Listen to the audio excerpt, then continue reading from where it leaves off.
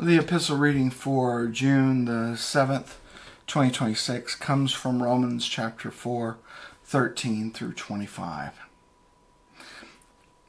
In Romans, Paul makes the argument in the first 8 chapters that the law highlights our sinful nature. Without the law, we are unaware of how destructive our behavior is to everything around us, all of God's creation, and is offensive to God.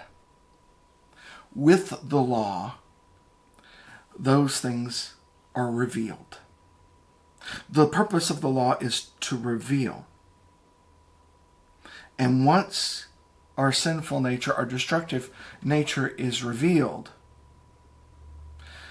then there are aspects of sacrifice and other things that are to remind us of the consequences of our actions so that we might choose different actions.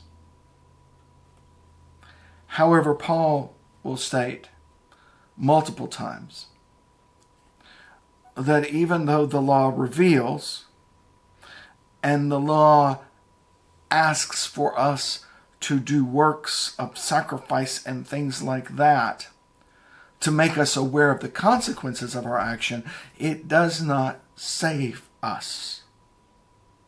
It does not make us righteous. We are righteous by faith alone. And to make this argument, Paul goes to the father of all those who follow God, to Father Abraham. Long before there was an exodus or captivity in Egypt or a coat of many colors, there was Abraham who by faith left his home, left his business, took his family, and headed out into the wilderness to go to an unknown land in a distant place because God told him to go. And he acted on faith, and it was attributed to him as righteous. Not because of law, but because of faith. Now, some have argued that it was Abraham's obedience. But obedience means that you know who you're obeying. And at that time, there was no concept of the one God. Abraham had to have faith in the one God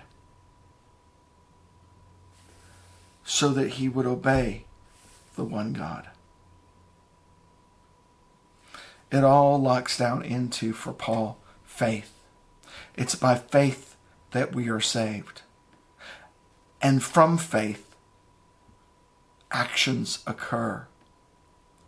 A change in the way we live in the world and the way we treat one another. And it's by faith that the process begins.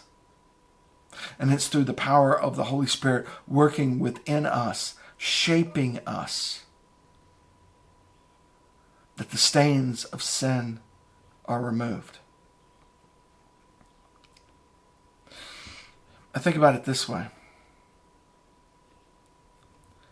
There's a man who's been in a dark dungeon for decades. He's been teased and mocked. Doors have been left open only for him to find out that it was a trap, to be beaten and to be thrown back into the dungeon. Every time he tries to escape and thinks he's about gone, he gets thrown back in to break his spirit. And then one day someone shows up and opens the cage, opens the prison door, says, "You are free now. You can go." all of his past experiences has taught him that it's a trap. It's a lie. I'll just end up back where I am. Even with the cage door open, even with that prison door flown wide, it takes an act of faith for the person to get up and leave the prison cell.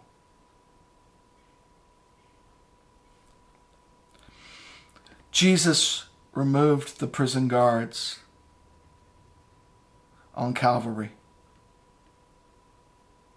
And the prison door was flung wide open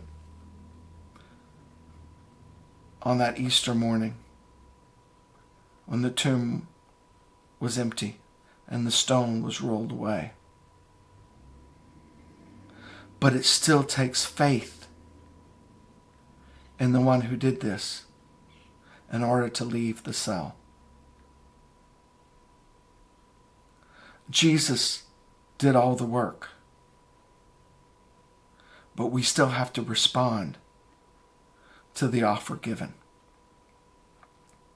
That is the act of faith. Responding to what Jesus has already been doing. Not just at Gethsemane, not just on Calvary, not just in the garden, but every day of our lives. That Jesus is before us and behind us and above us and below us and in everyone we meet. That Jesus has already prepared the way, but we have to walk by faith. Knowing that at times we will fail. Knowing that at times our sinful nature will reveal itself again. But having faith that the Holy Spirit is working in our lives so that we are better today than we were yesterday. And tomorrow we will be better yet. That's what it means to walk by faith. And that's what Abraham did when he left the town and went into the desert to go to a country that no one knew of, following a God no one believed in. Paul says in Romans, and that was accorded him as righteousness.